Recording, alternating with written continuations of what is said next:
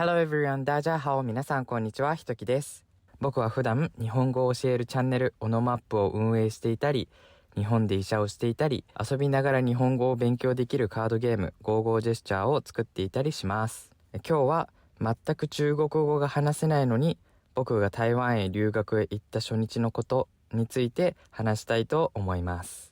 もう多分7年くらい前だと思うんですけど、昔僕が医学生だった時に1年間、正確に言うと10ヶ月ぐらい台湾へ中国語を勉強しに留学しました。その時あんまり英語も喋れなかったんですけど、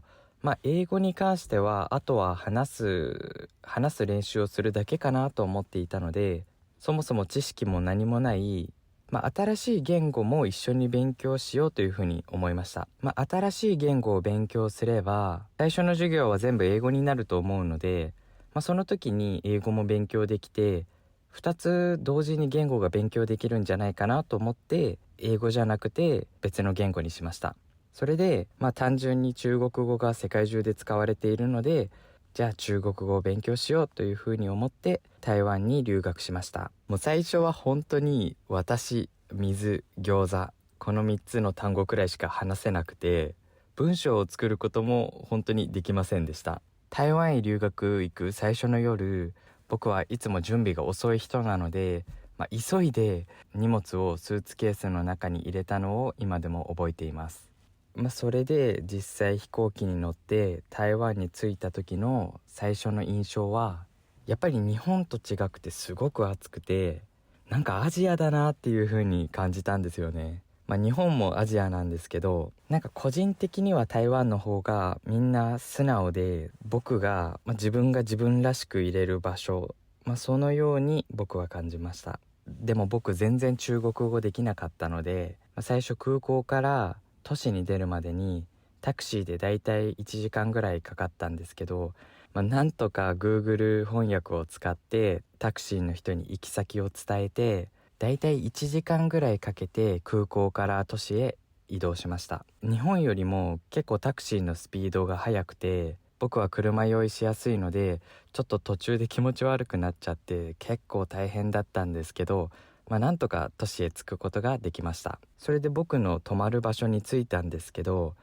なんか着いたところでタクシーのおじさんがなんか車の後ろを指さしたんですよ。なので、僕はトランクにある荷物を開けるよっていう意味なのかなと思って、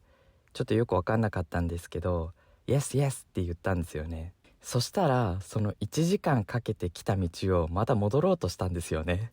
それに気づいて、なんか台湾だけど日本語が出ちゃいました。日本人が、ちょっと待ってって言いたい時に、ってちょだけをいっぱい言っちゃうんですよね。それで僕もあまり普段言わないんですけど、その時は本当になんかちょって言っちゃいました。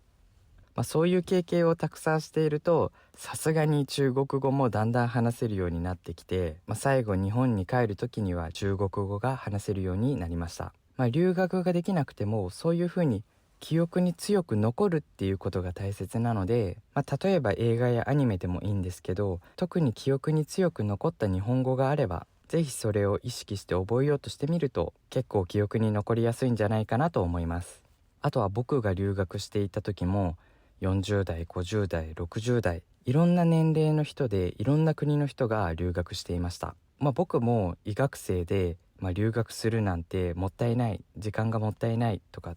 医者として働ける期間が1年減るから将来の年収が減るとか、いろいろ言われたんですけど、やっぱりやりたい夢があれば、もう一度きりの人生だからやった方がいいと僕は思います。もちろん何歳でも留学できますし、どんなに忙しかったり、一見すると夢を諦めなければいけないように見える時でも、どこかに必ず道はあります。僕も医者をやりながら YouTube をやったり、あとはいろんな会社と連絡してカードゲームを作ったり、医者だけでもものすごい大変なんですけど、やっぱりやりたい気持ち、ワクワクしている気持ちっていうのはすごく強いので、もしその気持ちを持っているのであれば、ぜひ自分のできる範囲でチャレンジしてみてはいかがでしょうか。それでは皆さんありがとうございました。